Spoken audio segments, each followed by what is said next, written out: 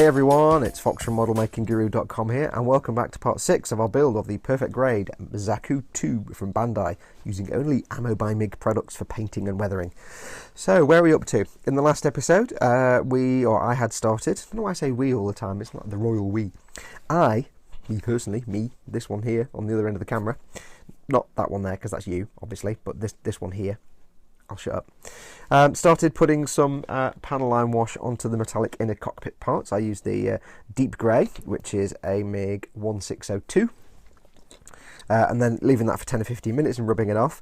One thing I did find, now I've traditionally used Pledge multi-surface wax as a gloss coat before doing things like panel lining. I've recently changed to Pledge Floor Care Finish 2 times more shine, which is like the new version of the old Clear or Future. It's supposed to be tougher and everything else. I have found it doesn't seem to work as well for panel line washes running along edges, or maybe they just need to be a bit more thin, a bit more watery. I mean, the panel line washes are fairly watery anyway, which is what they're for. So I might have to experiment with thinning those down even more. But it came out fine. It did collect around the edges. It gave a kind of slightly grainy look, which is perfect. I did have some trouble getting it off again. But it came out fine. All these parts are now done. The interior cockpit parts, all looking rather spanky, if I do say so myself. Came out quite nicely on this rear panel. That's where the rocket engines are going to go. In these little recesses here, came out looking rather fantabulous. That's all done. So, what's next? Well, still some bits left to do on the inside before we get going. I'm keen to get this done because I want to get the cockpit built, then I can get on the inner frame, then I can get the armour done. And this cockpit is being a boondoggle, because I'm kind of running out of ideas of what to paint things. I could go a whole hog and paint lots of different things, but I'm kind of feeling the need not to. So I've kept it simple. I've painted the screen, I've painted that. There's a few bits on the inside door. On the inside of the main cockpit sort of hatch, that was painted silver, airbrush silver. Then when I painted the exterior, semi-gloss black. Where's the colour gone? Semi-gloss black. Satin black even. Satin black, a MiG 032. I airbrushed lightly on the inside as well, just to darken it down, and then I gave it a wash with the deep grey just into the recesses, but I didn't bother cotton budding those off because it's going to look grubby in here. I'll need to retouch that little red bit I did there. So that's that. That's going to get some more weathering as well when we do the rest of the inside of the cockpit. But yeah, I'm kind of getting into a boondoggle of I need to paint a million different things, so I need to just get past the cockpit. It's a sticking point. It's like it's sticking in my paw pad. It's just it's stopping me carrying on. So I need to get this done, then we can crack on. So the next step we need to do is just a small number of decals, and I have some decals ready prepared. We have, if I can get them out, hang on, easiest way of getting them out. We have just a couple of little offcut decals that I had in my decal stash. A couple of danger ones, just saying danger, tiny text, and you probably can't see, but 3 little tiny white squares with text in them. These 3 are going to go on the monitor screen, so I've got one on each side panel, and I also have the screen that goes inside the cockpit hatch, the canopy hatch, and that's the one that's right in front of the pilot's face. So we're going to put these on. Now, I'm going to show you a technique that I have completely stolen from my very good friend Tony over at Helgen35, and it involves no water at all. So let me go and get everything ready, and we'll start putting these decals on, and I'll show you if this new technique, if it works. It might not work. I've not been able to perfect it. Tony's a natural at it. I've not quite perfected it yet. So, back in a moment. Right, okay, so what is this technique I'm going to show you that I totally stole from Helgen35? Well, you're going to need 2 things. You're going to need to find both things. There we are.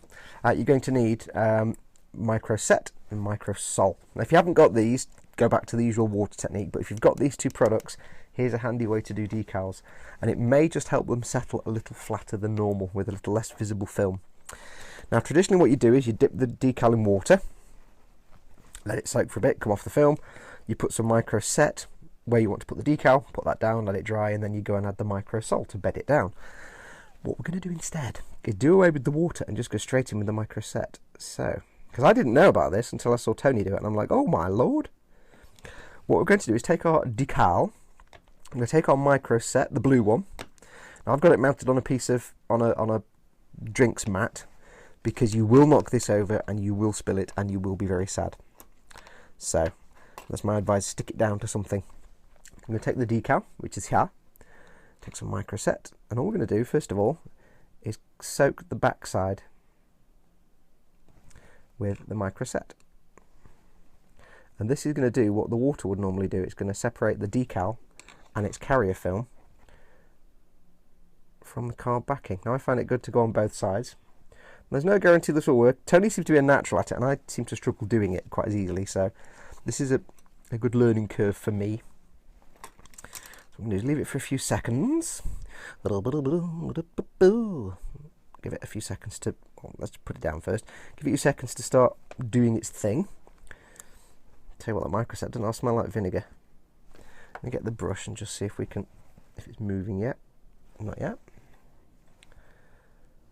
Give it, just take a few seconds.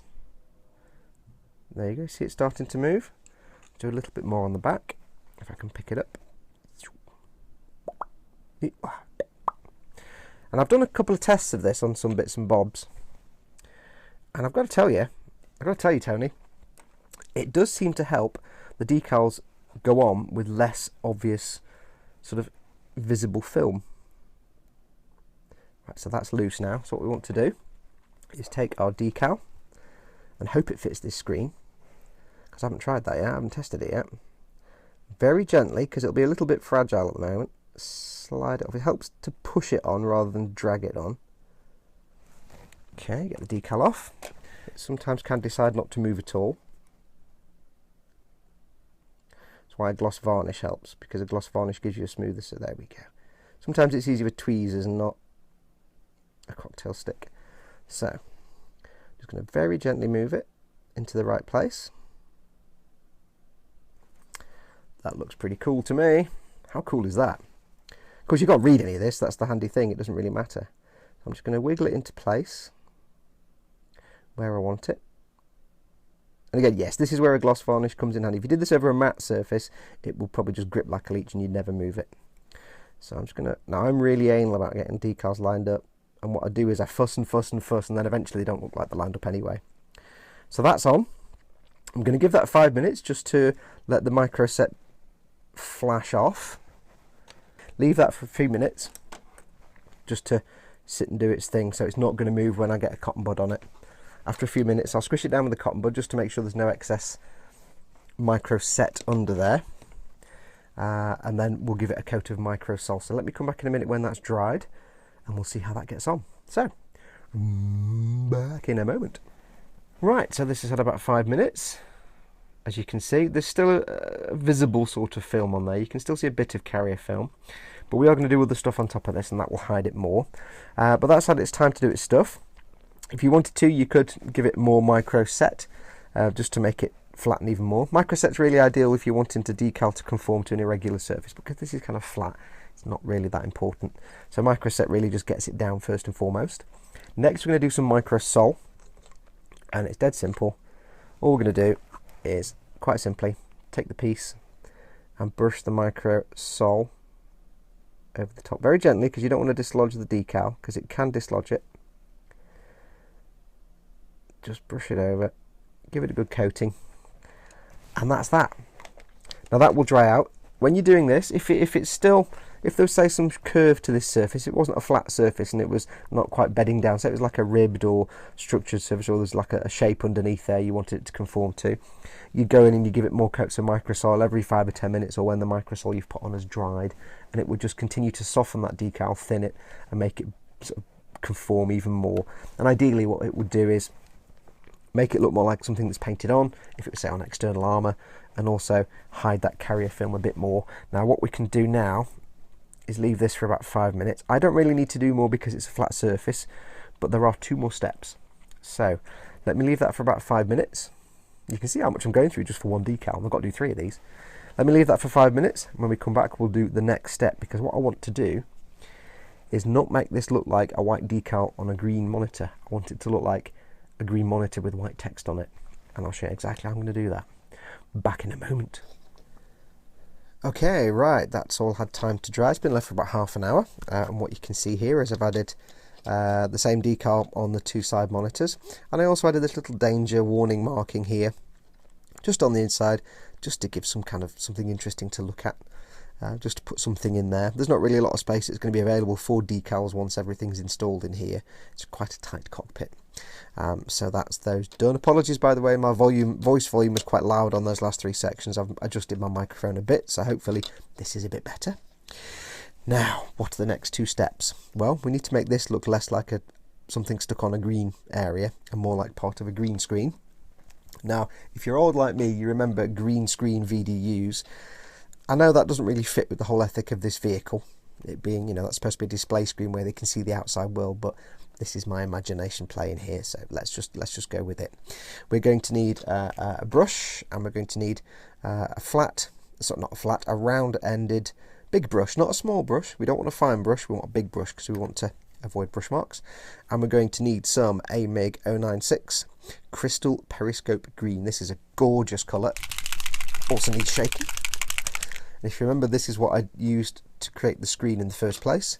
So we're going to take a little bit of the Crystal Periscope Green on my little lid of paint paletting. And this is dead cool, but dead simple. Get the paint on the brush, not too much.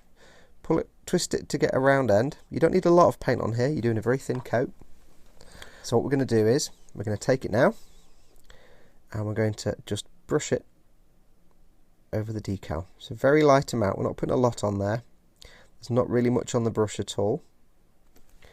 Just a tiny amount, just to tint that decal. And what hopefully you can see, put a bit more on. I said more on again, didn't I? What you can see hopefully is it's just starting to make that white look a little bit green.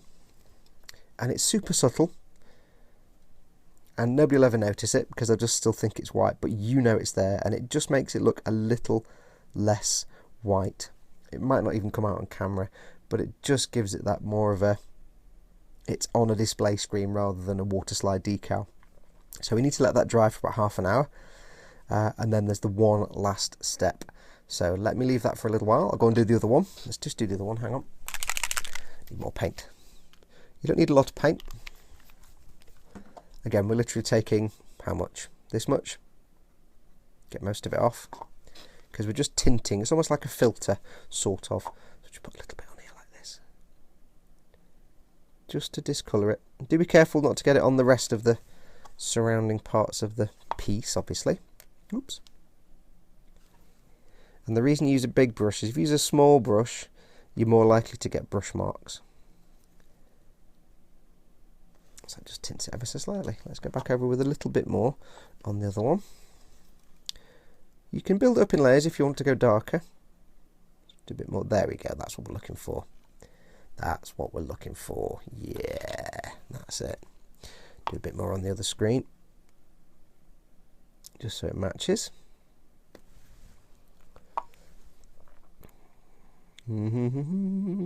There we have it. There we have our oldie worldy style VDUs. As I say, there is still one more step. There's no way to put this so they're not just shining in the light. So we'll leave this to dry for a little while, and when we come back I'll show you the very last step. So back in a moment. Okay, right, these have had probably about 2 or 3 hours now to dry because I got sidetracked. So that paint should now be dry, nice and lovely. You can see now the white is more of a green than a white. I'm quite pleased with that. Now you can see there's still a bit of film visible. It's kind of a myth with decals. You're never really going to get rid of the carrier film 100%, and especially not on a shiny surface where it's going to show if you hit the right light. You can see there, but we're happy with that. This is going to be inside. It's going to be like that, the back wall and a top and a door. You're probably never actually going to see this, but I know it's there. So one last thing to do, just to give them more of a monitor look, and that is just to put some shine back on. So nice and simple. We're just going to simply get some gloss varnish. Now I'm using, like I said before, Pledge Floor Care Finish, 2 times the shine. 2 times the shine. Which is my one of choice at the moment. Like I say, it doesn't seem to be doing very well when you're doing washes, but for a shiny gloss finish, it's great. And it kind of smells like strawberry daiquiri. But other gloss varnishes are available. The only thing you need to know or to make sure is that whatever gloss varnish you choose to use is brushable. The good thing with Pledge and Future and so on and similar is they are sprayable and brushable.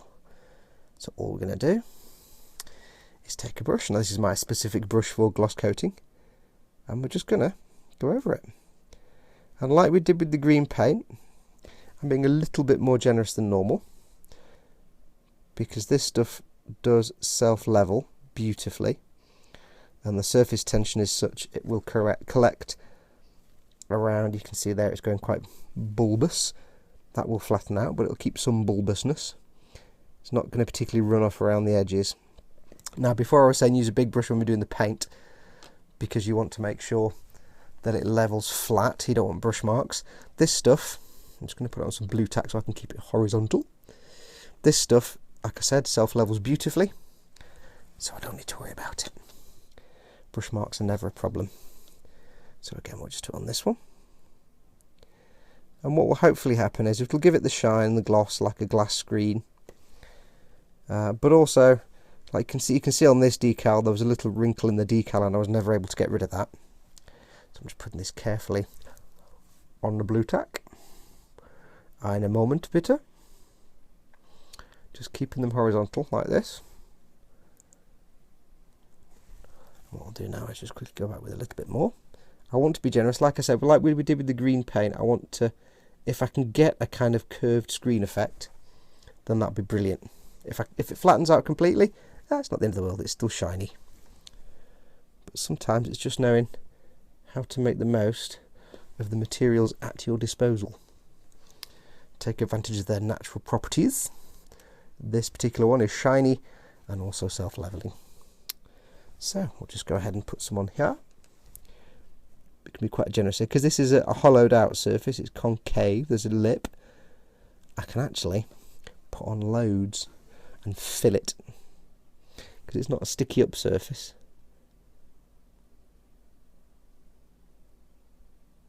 It's a recessed surface. So if I'm very careful, I'm actually tilting my head in a way I can see it in the light, and that looks rather marvellous. Now it is slightly sloped, so what I'll do again is put this on the blue tack in such a way that the screen part is off camera. Yeah, that is horizontal, just because I want to try and get it as level as possible. So that is that done. Let's put a bit more in. The other thing this will do as well is it will just seal the decals in once and for all. Now that big thick one on this screen here might take quite a while to dry out. So with this kind of varnish, gloss varnishes, and especially this one, what you tend to do, actually you know what we'll do as well while I'm here, while I've got the brush, let's put a bit of shine back on these lights. Just a touch. My brush is all splayed out, let me just sort that out. It's still a bit splayed out, but it'll do. I'm just going to quickly touch it to these lights, just to give a little bit of shine. This one just off camera, so let's push it there. What was I about to say? I can't remember. But yes, you don't need to use a big brush for this, because we're not really brushing this stuff on. It's so thin. We're just really placing it where we want it rather than brushing it on. And there you go. But do make sure whatever gloss varnish you use, make sure it's brushable, and ideally self-leveling so you don't get brush marks. The one reason I use this over any other kind of gloss varnish is it's just so beautifully self-leveling, and that's why I like it. So I need to leave those to dry. So we'll need to leave it for, normally this kind of stuff you can work it after about 2 or 3 hours. It's dry to the touch and you can go over it. But because I've put such a large amount on in a big dod, what I'll probably do is leave this overnight now, because there's one last step to do on the interior of the cockpit, just to bring back a bit of edge definition. So I shall go away and leave this to dry, which means I'll leave it now for the rest of the night, because it's 11 o'clock at night. Holy moly. I shall leave this. I may go and watch some episodes of... I've watched all of Goliath, so I can't watch that. I could go and watch some episodes of Bosch. I'm catching up on season 2 of Bosch. Or I might go and play some Skyrim. Star. I'll be playing Skyrim. So, we'll come back after 24 hours and we'll do the last step on the interior. Back in a moment. Yeah, I got to tell you, these new £5 notes we've got in the UK, you know how they're supposed to be indestructible? Yeah, that's not indestructible. Now, I didn't rip this. I went into the shop, removed this from my trouser pocketings, and it went bing, like that. It just snapped. Wow. Awesome. You can see there, it's not even a rip, it's a fracture. It's a break. What's that all about? That's £5 I can't spend. Luckily, it's not an AK-45 one, so...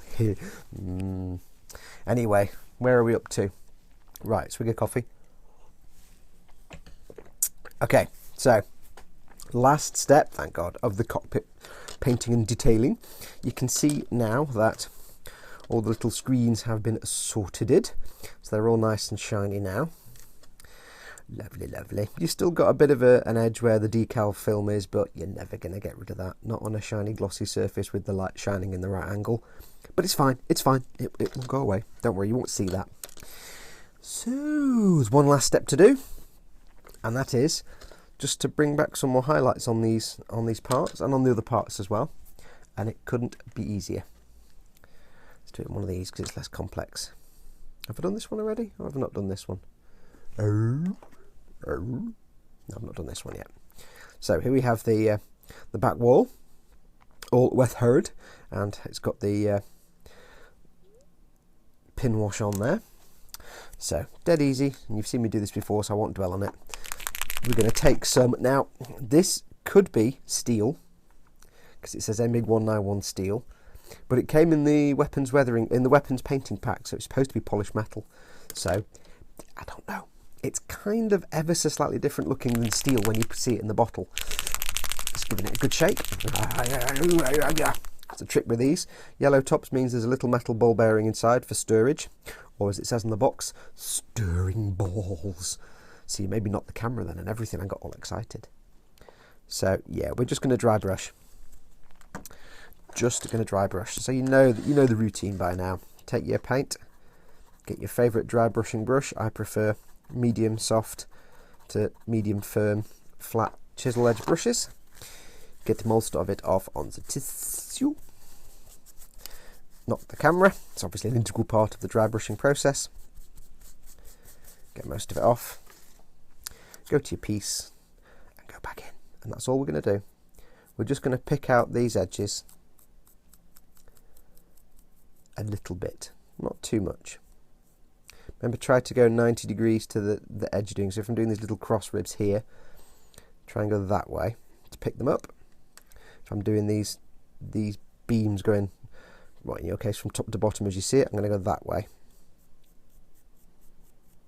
And that's all I'm going to do. And I'm going to stop knocking the camera. Do you know, I've got the camera so close that I can't do anything but knock it. And it also means you can, if you've gone too dark somewhere, you can go over and just fade that back a little bit. You see how I've faded it away from the edges? Perfectly simple to do. Just dry brushing, that's all you need to do.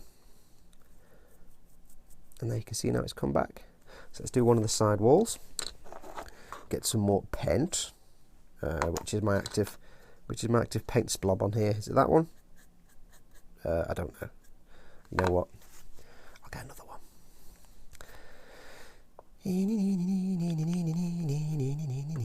This is where I would find pots of paint much more handy, because I can then just dip the brush in. I don't have to decant it to a surface and then do this. You can waste a little bit of paint, so it's not. I mean, I know you can take the little stopper, the little dropper lids off these paint pots, but it's a bit of a faff because it gets messy. So now we're going to do this wall, but we're going to have to be super careful not to get it on the screen. We've just spent all that time painting. So just carefully go in. I'm going to go that way. Carefully go in. And just try and catch the edges. And it's only being super subtle. It's just, like I said before, you're not really going to see any of this inside, or you might do. But it's just really, A, you know it's there, and B, it's just to catch the edges, to make them stand out a little bit over the dark pin wash that you put on there. That's all you're really doing.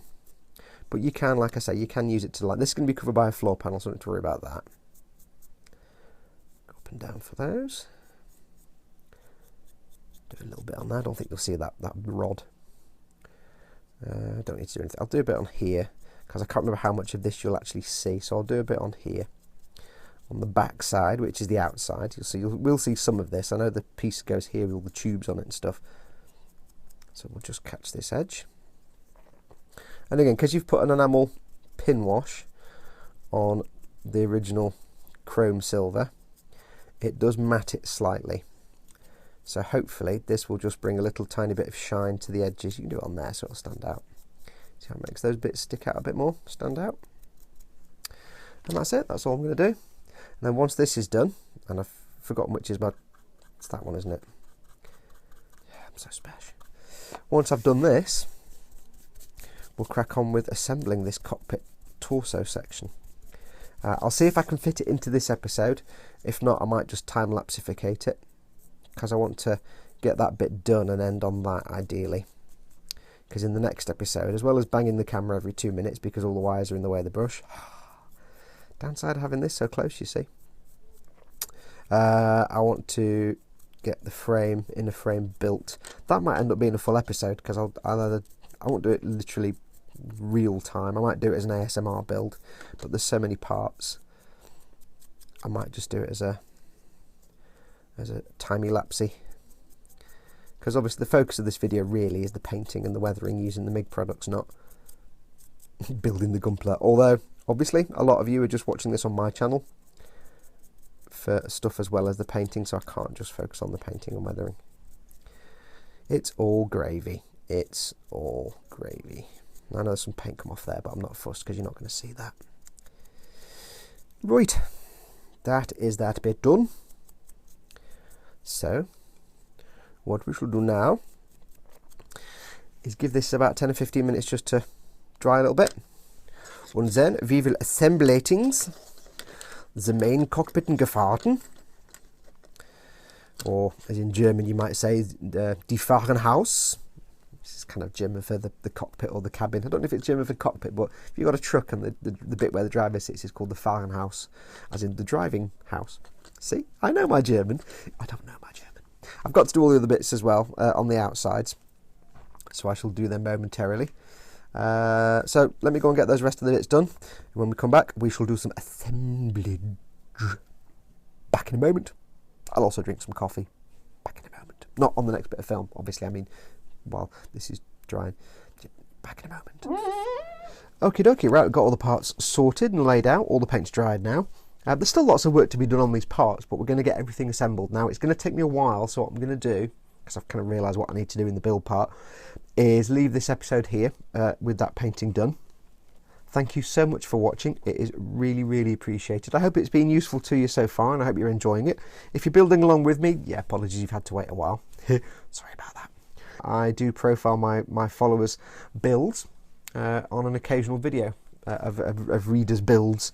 So do send me pictures to my Facebook page. I'm on Facebook, facebook.com/modelmakingguru, and I'm on Twitter @modelmakingguru.